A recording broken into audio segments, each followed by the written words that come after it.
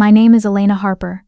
I've spent 52 years in a patriarchal family where daughters were raised to serve and sons were raised to inherit. That curse followed my daughter too. 18 years ago, my father called a family meeting and demanded I hand over Sophia's college fund, $75,000, to pay for my brother's gifted son to attend Harvard. He's going to Harvard. My sister Victoria hissed, her face inches from mine. Your kid is average. She'll end up exactly like you, a nobody. Then she spat in my face. Not a metaphor, real spit sliding warm down my cheek. The room went silent. My father watched from his armchair and said nothing. Last month at the family reunion, my average daughter descended from a helicopter onto that same man's front lawn, and what she placed into my now homeless sister's trembling hands. Every person in that room is still talking about it. Before I tell you what Sophia brought that day, take a moment to like and subscribe, but only if this story speaks to something in you. Let me know in the comments where you're watching from and what time it is there. To understand the weight of that helicopter moment, I need to take you back to where it started. A house where I learned early that my worth had an expiration date and my dreams were just currency for someone else's future.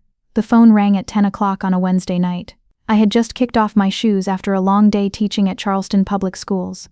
My feet hurt, my back ached, and all I wanted was to sit quietly with a cup of tea. I looked at the screen.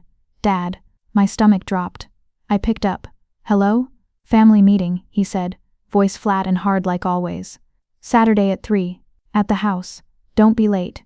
He hung up before I could ask why. I stood there in my small kitchen, heart pounding. Dad never called me, not on birthdays, not on holidays, only when he wanted something. What could it be this time? My mind raced with old fears.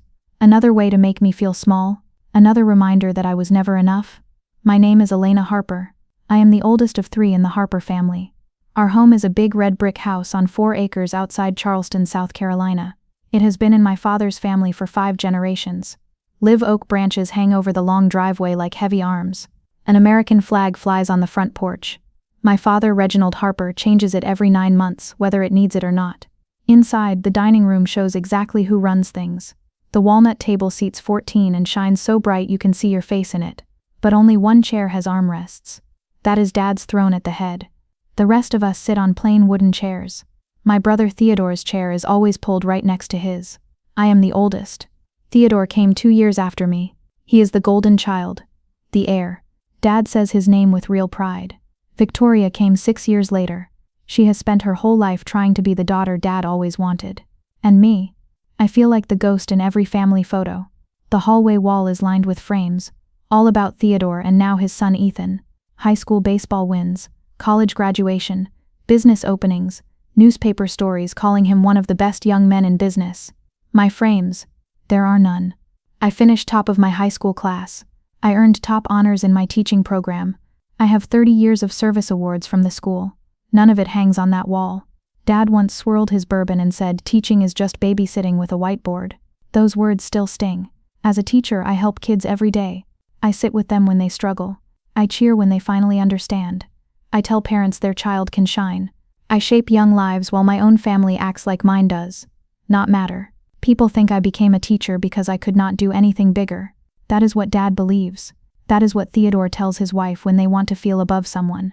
The truth is, I chose it. I wanted to spend my days really helping people, not just talking about it. My marriage did not help my place in the family.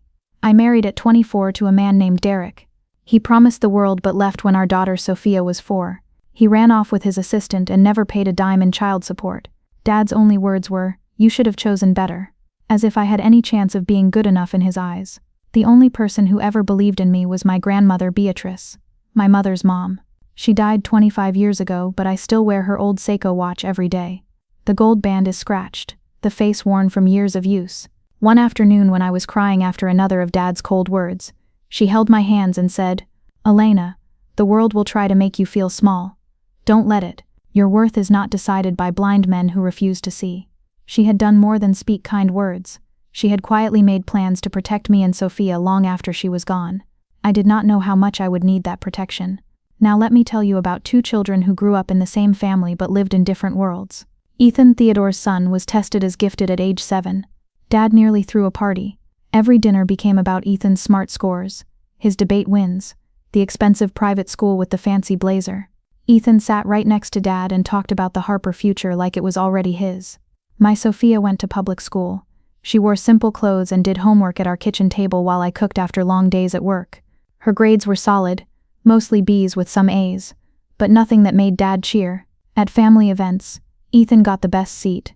Sophia sat at the kids' table in the corner, even when she was 17 and taller than some adults. One Easter, Dad raised his glass and said, "That boy is going to put the Harper name on the map." Then he looked at Sophia picking at her food and asked, "What's your girl doing these days, Elena? Still average?" I felt Sophia's shoulders stiffen beside me. I squeezed her hand under the table and stayed quiet. But inside, my heart broke a little more.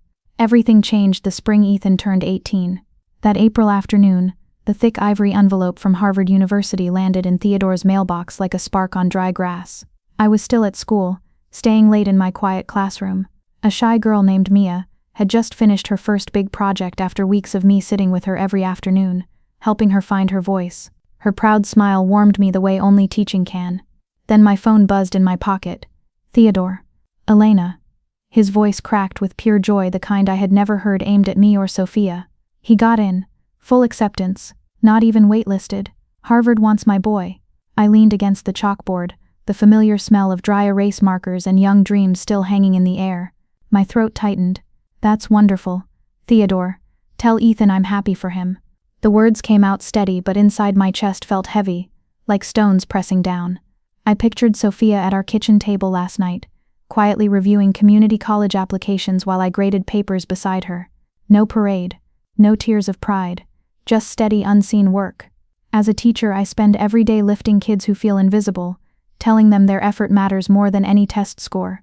Yet here, in my own blood, the message was always the same: only certain futures counted. 2 hours later, the whole family filled Dad's red brick house. Someone had brought the fancy champagne Veuve Clicquot, the bottle Dad saved for moments he called real. Not my 30 years of teaching awards, not Sophia's quiet good grades. But this was real. Dad, 80 and frail but still king in his wingback chair, pulled Ethan into a tight hug. Tears actually shone in his eyes. "A Harper at Harvard," he kept saying, voice thick and proud. Finally a Harper at Harvard. He held the boy like he was holding the entire family legacy in his arms. The polished walnut table gleamed under the lights. Outside, live oak branches scraped softly against the windows as evening wind picked up. Sophia sat close beside me on the sofa, her hand slipping into mine. She gave me a small brave smile, but I felt the tiny tremble in her fingers. My heart cracked open a little wider. I remembered sitting in this same room as a girl, hoping Dad would notice my report cards the way he noticed Theodore's. Grandmother Beatrice's voice floated through my memory, soft and certain. "Your worth isn't decided by blind men, Elena." I squeezed Sophia's hand harder, fighting the grief that rose like a tide. Theodore raised his glass, arm slung around Ethan's shoulders. His smile stretched wide, but his eyes darted too fast, too bright. "To Ethan and the Harper future. This is just the start. We'll figure out the money somehow. 90,000 a year is steep, but family helps family, right? Harvard opens every door." Claudia nodded quickly, her diamond necklace catching the light. "Exactly. Some opportunities can't be wasted on lesser paths." Victoria leaned forward, lips curved in that familiar half-smile. "Ethan's going places, real places." I felt the words land like small cuts. Sophia's shoulders stiffened beside me. I wanted to stand up and shout that my daughter's steady heart and quiet strength were worth every Harvard acceptance letter in the world. But I stayed quiet, the way I had learned to do in this house. Inside, regret twisted with love I still couldn't kill. These people were my family, flawed, sharp, but still mine. Or they had been. The thought made my eyes sting. Theodore's voice dropped a little, almost pleading. "Elena, you understand, don't you? This is bigger than all of us." I managed a nod, but my mind screamed. Bigger than Sophia? Bigger than the nights I had worked extra jobs so she could have books and hope? 4 weeks slipped by in a blur of school days and quiet evenings with my girl. Then at 10 o'clock on a Wednesday night, my phone rang again.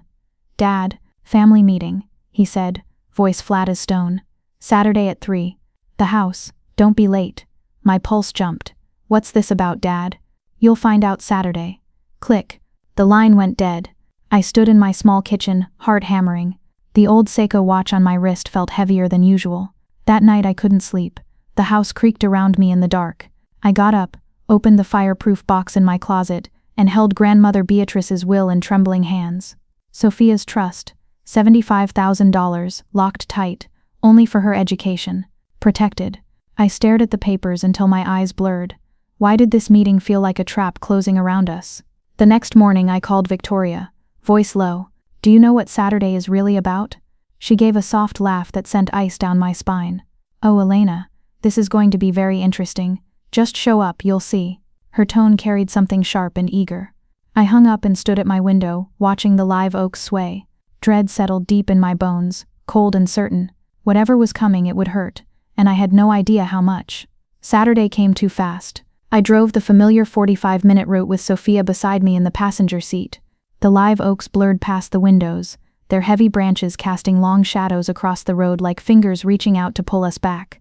Sophia stared straight ahead, jaw tight, hands folded in her lap. Mom, she said quietly, breaking the heavy silence. Do I have to go? He's never asked for me before. Not once in 17 years. My throat burned. I kept my eyes on the road, but inside my chest, old grief twisted like a knife. I thought of all the school plays I had cheered at alone, all the parent-teacher nights where I sat by myself because no one from this family ever came.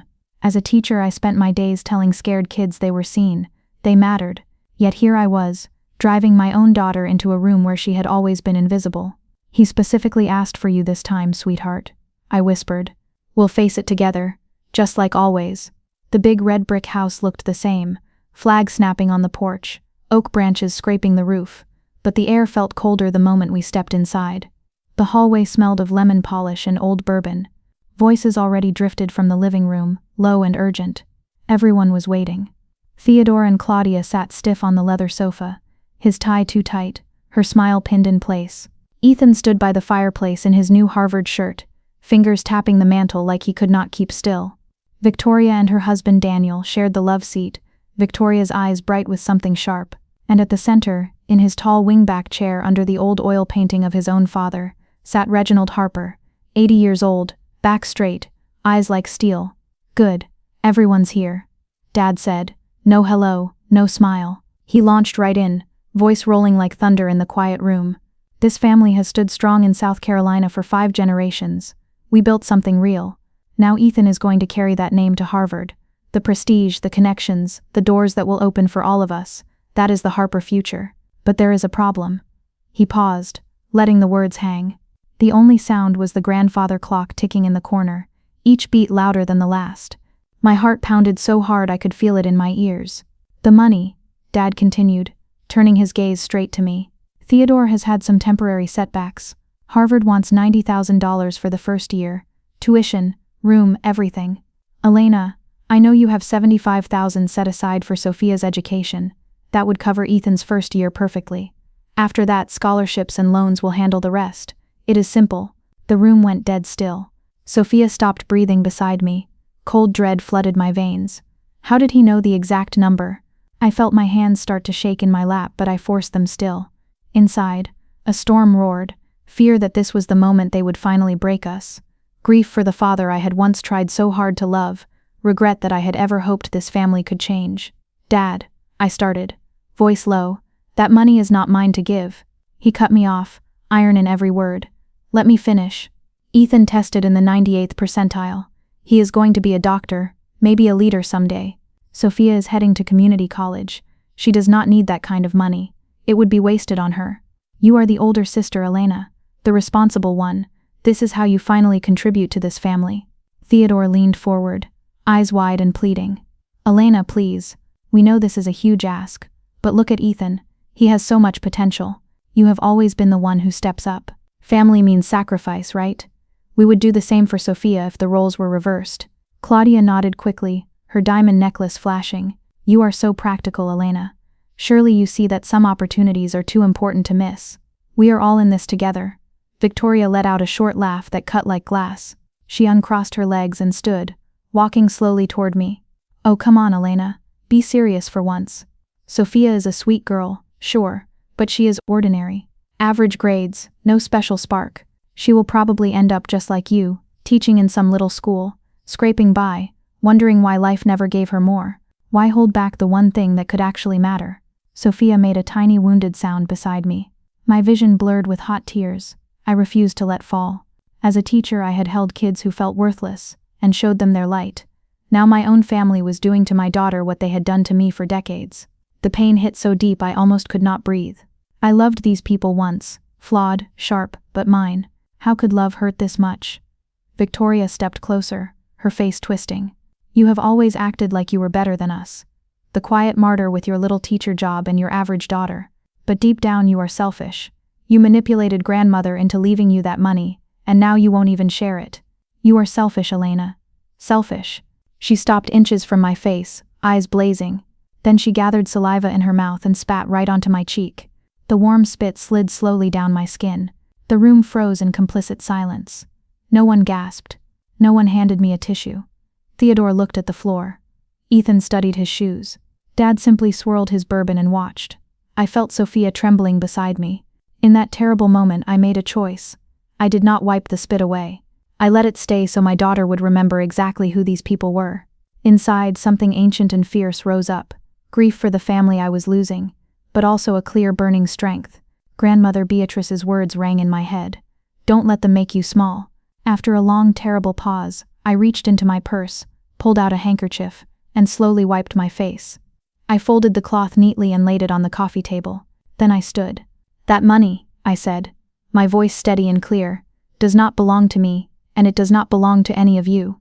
Grandmother Beatrice left it directly to Sophia in an irrevocable trust. I cannot touch it, I cannot give it away. Only Sophia can use it for her own education, and the bank trustee checks every receipt. The will is airtight, witnessed, notarized, filed with Samuel Hargrove's office. You cannot have it. Theodore sputtered. That cannot be right. There must be some way. There is not, I said quietly. I took Sophia's hand. Her fingers were ice cold. We are leaving now, and I want this clear. Do not contact me again. No calls, no visits. As of this moment, I have no family. Dad's face turned purple. If you walk out that door, I already have, I said.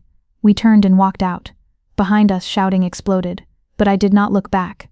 Not once. Sophia and I stepped into the afternoon light, the live oaks whispering overhead, and for the first time in years the weight on my chest felt a little lighter. Even as my heart broke wide open, the drive home stretched forever. 45 minutes of nothing but the low hum of the engine and the whisper of tires on pavement. Sophia sat beside me, staring out at the passing oaks, tears drying on her cheeks. I gripped the wheel so tight my knuckles turned white. Inside my chest, a storm of grief and relief crashed together. I kept seeing Victoria's face twisted in hate, Dad's cold eyes watching the spit slide down my cheek. These were the people I had tried so hard to love, the family I had defended in my heart for years. Now the love felt like broken glass, sharp, impossible to hold without cutting myself deeper. Mom, Sophia whispered at last, voice small in the dark car. Are we ever going back? I pulled into our driveway, killed the engine and turned to her. The porch light glowed soft on her face. My brave, steady girl. No, sweetheart. We're not. My voice cracked, but I meant every word. Tears burned my eyes. As a teacher, I had spent 30 years helping kids walk away from pain and find their own light. Tonight I had to do the same for my own daughter. And for myself. That night I lay awake, the old Seiko watch ticking softly on my nightstand. Part of me ached for the father who once carried me on his shoulders. Part of me grieved the brother who used to share his toys. But stronger than the grief was the quiet fire. I would never let them hurt Sophia again. The years that followed were harder than I expected, yet somehow lighter too. No holiday cards came, no birthday calls. When Victoria's daughter got married, I learned about it from a stranger's social media post. When Dad had a small stroke, no one told me. The silence felt like a door slammed shut forever. Grandmother's trust covered Sophia's community college tuition, but only just. We lived tight. I sold my car and rode the bus for 3 years. I took every extra tutoring job, every weekend shift. Some nights after teaching all day I came home so tired I could barely speak. I would sit at our kitchen table watching Sophia study by lamplight and think, this is what love really costs. Not money, not approval. Just showing up, day after day, even when no one claps. One cold January evening, about 2 years after we left, I stood at the kitchen sink washing dishes. The house felt too quiet. I picked up the phone, thumb hovering over Theodore's number. My heart squeezed with old nostalgia, memories of us as kids running through the backyard, laughing before everything turned sharp. I almost dialed, almost begged to come back if they would just be kind. Then I remembered the spit on my face. I set the phone down and cried into the dish towel until my shoulders shook. I never dialed. Miriam Foster, grandmother Beatrice's oldest friend, became our quiet lifeline. She visited every few months, 80-something and sharp as ever, bringing fresh bread and news she knew we needed to hear. One winter morning she sat at our table, hands wrapped around warm coffee. "Elena, honey, I hate to say it, but the Harpers are cracking." Her voice was gentle, but her eyes held no pity. "Ethan dropped out of Harvard after 2 years. Couldn't handle the work. Theodore's telling everyone it's a gap year to find himself. That gap is now 4 years long. He sold another house. Claudia's been seen at thrift stores. And Victoria." Miriam paused, sighing. "Daniel left her. Took everything. She's been moving between friends' couches." I stared into my cup. A strange mix of sadness and relief washed over me. I had spent years fearing their anger, craving their pride. Now their world was falling apart, and all I felt was tired. "Does Dad ever mention me?" I asked, voice barely above a whisper. Miriam reached across and squeezed my hand. "No, Elena, not once." The words hurt less than I thought they would. Maybe that was the beginning of healing. While their empire quietly crumbled, Sophia quietly built something new. She finished community college, then transferred to coastal Carolina, commuting 2 hours each way. She worked at the bookstore, came home exhausted but never complained. Late nights I would find her at the kitchen table, laptop glowing, fingers flying over keys as she taught herself to code. One spring night she looked up, eyes bright with a fire I had never seen. "Mom, I entered an innovation contest, built an app that helps small businesses track water waste. An investor asked for my card. He said he's keeping an eye on me." I hugged her tight, heart swelling with pride so fierce it hurt. "You are doing this, sweetheart, not to prove them wrong, just to prove yourself right." She did more than prove it. 4 years later she called me from work, voice shaking with excitement. "Mom, that investor just offered me $750,000. They want me to quit and build the company full-time, EcoForge Solutions. It's real." I sat down hard on the bed, tears streaming. My average girl, my overlooked daughter, the one they called ordinary, was now building something extraordinary. Then, 18 years after that terrible Saturday, the ivory-colored envelope arrived. Heavy cardstock, my father's return address embossed on the back. "You are cordially invited to the Harper family reunion. Sunday, November 12th, 3 p.m. My hands shook as I held it. 18 years of silence, and now this, as if nothing had ever happened. I called Miriam right away. "Did you get one?" "I did. Your father's health is failing. Lungs mostly. He wants to make amends before it's too late. His version of amends anyway." "I'm not going," I said. 3 days later Sophia called. "Mom, I got a letter too. He wants to meet. Says he's heard things about me." "Throw it away," I answered fast, fear rising sharp. "I already opened it." Her voice stayed calm. Too calm. "I want to go. There's something I need to do. For grandmother Beatrice. And for us. Come with me. You'll see." Something in her tone told me my daughter was no longer asking. She was ready. And whatever she had planned, I knew I needed to stand beside her. 4 days before the reunion, Sophia pulled into my driveway with a sleek leather briefcase I had never seen. She walked straight into the kitchen, set it on the table, and opened it without a word. Inside were thick folders stamped with the name Beatrice Caldwell Foundation, articles of incorporation, IRS letters, bank statements showing $6 million already raised. "You started a charity?" I asked, voice catching as I flipped through the pages. 8 months ago, she said quietly, sitting down across from me. "It's a 501c3. We give scholarships and job training to women in crisis, single moms, abuse survivors, anyone who lost everything and needs one real chance." I named it after grandmother because she gave me mine when no one else would. My eyes filled. I thought of grandmother Beatrice's shaky handwriting at the bottom of her will. "To my granddaughter Sophia, the only quiet kindness in a family that forgot how to be kind." I reached across and took my daughter's hands. She would be so proud. "There's more," Sophia added, her voice careful but steady. I looked into Aunt Victoria. She's been living in a women's shelter in Charleston for almost 3 years. Daniel took everything. No one in the family helped her. I felt the old sting rise, Victoria's spit on my cheek, the silence that followed. "After what she did to us." "I know," Sophia said, eyes meeting mine without flinching. "This isn't forgiveness. It's choosing to be better than they were. Grandmother would want that. I'm offering her a spot in the program, 7 months of marketing training, housing, job help, all free." My chest tightened with a mix of pain and fierce love. My girl, the one they called average, had become the kind of person who could lift the very hands that once tried to push her down. On the day of the reunion, November 12th, the sky was mild and clear, 70 degrees with a breeze that carried the faint salt smell from the coast. I drove alone, heart hammering the whole 45 minutes. Sophia had insisted on arriving her own way. "Trust me," she had said with that calm smile that still made me nervous. I parked on the grass beside the long driveway. The red brick house looked smaller than I remembered. Bricks faded near the foundation, paint peeling on the shutters, the yard patchy where once it had been perfect. Even the live oak seemed tired, branches drooping lower. About 35 relatives milled around the backyard, under white tablecloths and store-bought catering trays. I spotted Theodore first, thicker now, suit straining at the buttons, face flushed. Claudia stood beside him in a dress that had lost its shine, fingers twisting her dull necklace. Ethan leaned against the fence in a wrinkled polo, hair messy, eyes glued to his phone like it was a shield. And there, in a rattan chair on the patio, sat Dad, 84 now, thin oxygen tube in his nose, blanket over his legs even in the warm air. He looked up when I walked in. His eyes widened for half a second, then narrowed. I gave one small nod. No smile, no words. Inside, grief and old love twisted together. This was the man who once read me bedtime stories in this very yard. Now he was a stranger I still somehow missed.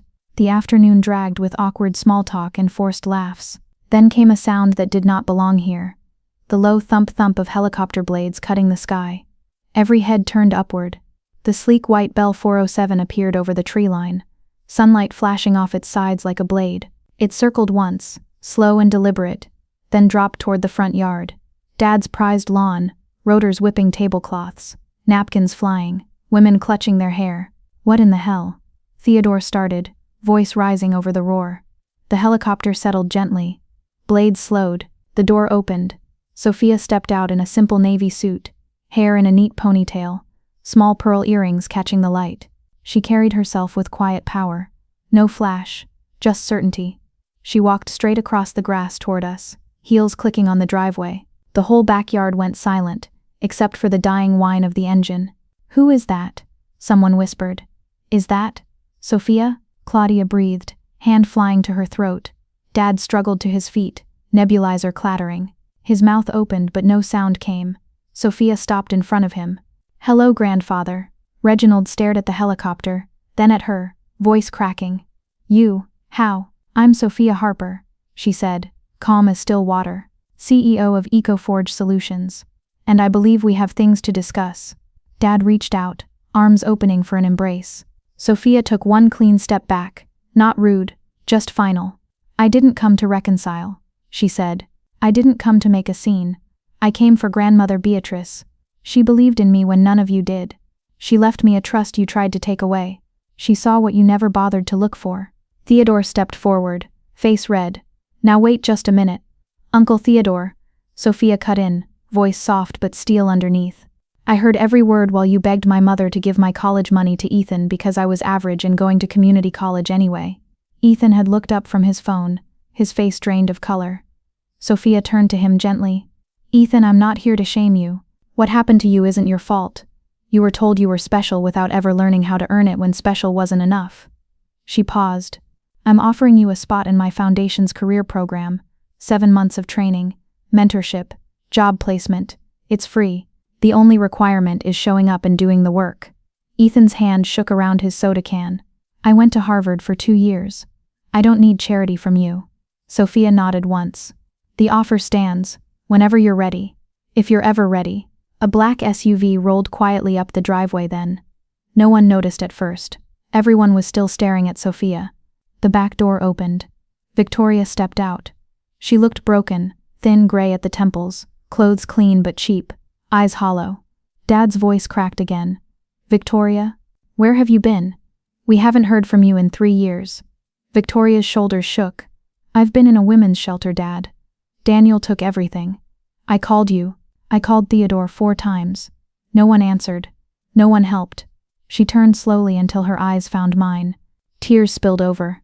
"The only person who reached out was the niece I spat on 18 years ago." Sophia opened her briefcase again and pulled out a crisp folder with the foundation logo. She raised her voice so the whole yard could hear. 8 months ago, I started the Beatrice Caldwell Foundation. It helps women who have been abandoned by everyone else. Aunt Victoria, I'm offering you a full spot in our marketing program.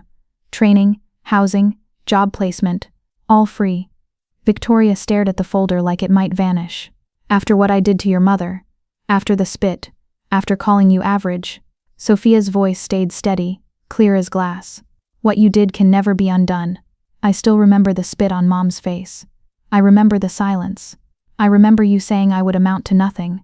But Grandmother Beatrice believed second chances matter more than who deserves them. This is her legacy. Not revenge. Not forgiveness. Just choosing kindness when no one else did. She held out the folder. Victoria's hands trembled as she took it. Tears ran down her face. Elena, I'm so sorry. I looked at my sister once so cruel, now so small. Keep the apology, I said quietly. Just don't waste the chance. Dad collapsed back into his chair, legs giving out. The oxygen tube hissed softly in the sudden quiet. Theodore rushed to his side. Dad? Dad? Are you okay? Reginald waved him off weakly. I'm fine. But his eyes were glassy, staring at the ground like everything he had built was crumbling in front of him. I felt my own heart crack open one last time. Grief for the father I had lost long ago. Pride for the daughter who had become everything they said she never could. The backyard stayed frozen. 35 relatives watching the world they knew tilt on its axis. The backyard stayed frozen. Dad sat slumped in the rattan chair, his chest rising and falling in short, raspy breaths. The oxygen tube hissed softly. His hands shook on the armrests as he stared at the grass like it had betrayed him. Theodore rushed over, dropping to one knee. Dad? Dad? Talk to me. Are you okay? Should I call the doctor? Reginald waved him off with a weak hand. I'm fine. I'm fine. But his voice sounded thin, like old paper. He lifted his eyes slowly, first to Sophia, then to me. For the first time in years, something cracked in that steel gaze, regret, maybe, or just shock. Beatrice, he whispered, almost to himself. She always said I was wrong about you, Elena, about both of you. My throat closed tight. I felt the old pull of love, the little girl inside me who still wanted her father to see her. I thought of all the nights I had stayed up grading papers, wishing he would call and say he was proud. As a teacher, I had spent 30 years helping kids believe in themselves when no one else would. Yet here, facing the man who had never believed in me, my chest ached with grief so deep it hurt to breathe. I had loved him once. I had tried so hard. Now that love felt like a wound that would never fully close. She was right, I said quietly, my voice steady even though my hands trembled. But I don't need you to agree anymore, Dad. I stopped needing that a long time ago. Theodore stood up fast, face red. This is ridiculous. Ethan still has potential. He just needs time.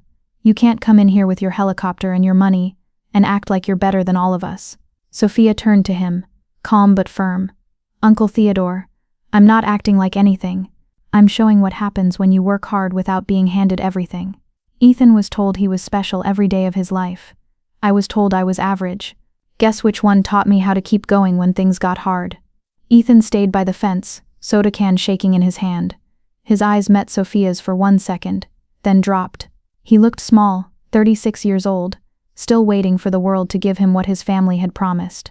Victoria clutched the folder to her chest like it was a lifeline. Tears ran down her thin face. Elena, I was cruel.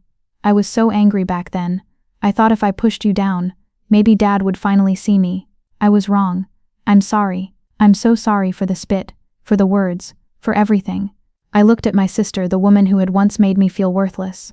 The pain was still there, sharp as ever, but standing beside my daughter who had chosen kindness instead of revenge, something inside me softened just enough. Keep the apology, I told her gently. Just use the chance. Make something better with it. Dad's eyes fell on my wrist. The scratched Seiko watch gleamed in the afternoon sun. You still wear it, he said, voice cracking. Beatrice's watch. Every single day, I answered. It reminds me who I really am. He nodded once, slow and heavy, then said nothing more. The silence stretched across the yard. 35 relatives stood watching, some ashamed, some confused, all of them seeing for the first time that the Harper world they knew had changed forever. Sophia squeezed my hand. Mom, it's time to go. I looked at my father one last time, the man who had raised me, hurt me and never once said he was sorry. Goodbye, everyone. I don't expect we'll meet again." We turned and walked toward the helicopter. The rotors started up again, slow at first, then louder. Wind whipped my hair. I did not look back. As we lifted into the clear November sky, I watched the red brick house grow smaller below us. Tears slipped down my cheeks, not sad ones, but the kind that come when you finally set down a weight you have carried for decades. That was 8 months ago. 8 months have passed since the helicopter lifted us away from that backyard. The world feels quieter now, softer, like a deep breath after years of holding it in. Victoria finished the 7-month program at the Beatrice Caldwell Foundation. She showed up every single day, even when her hands shook from nerves. She studied late into the night and graduated second in her class. Today she works as a coordinator at a mid-sized marketing agency in Colombia. We do not talk often. The old pain still sits between us like a thin wall. But every holiday she sends Sophia a simple card that reads, "Thank you for the second chance I did not deserve." Each time Sophia shows me the card, my chest tightens with a mix of sadness and pride. I remember the spit on my cheek, the way she once laughed at my daughter. Yet here she is, rebuilding. I still feel the sting of betrayal, but I also feel the slow healing that comes from choosing kindness anyway. Ethan never took Sophia's offer. He still lives with Theodore and Claudia in Dad's old house. From what Miriam told me before she passed, he spends most days online, posting about how the world is rigged against smart people. The golden boy who once wore the Harvard shirt now hides behind excuses. I feel a quiet ache when I think of him. Nostalgia for the little boy who used to run through our yard chasing fireflies. Grief that his family never taught him how to stand up after falling. I wonder sometimes if he will ever find his way. But that is his story now, not ours. Theodore filed for bankruptcy last year. The big red brick house is mortgaged to the roof. There is talk of selling it soon to cover Dad's medical bills. The 5-generation Harper home will likely end up with strangers. The flag on the porch will come down. The walnut table with its one special chair will go to auction. When I heard the news, I sat on my back steps and cried, not for the house but for the little girl who once believed that blood meant forever. Now I know better. Family is not the walls you grow up in. It is the hands that hold you when the walls fall. Dad never apologized. Not once. Miriam said he still talks about Ethan finding his path. Still believes the boy will rise someday. Some dreams are too sweet to wake from.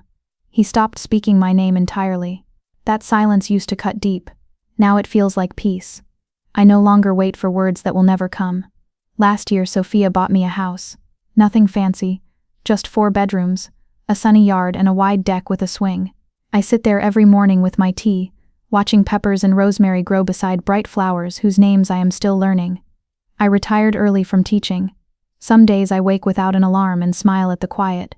I still volunteer at the school 3 mornings a week because helping kids still lights me up inside. The scratched Seiko watch still ticks on my wrist, a gentle reminder that I was always enough. On the living room wall hangs only one photo. It shows Sophia and me smiling side by side, mother and daughter, average and extraordinary, both free. Every time I look at it, my heart swells with love so big it almost hurts.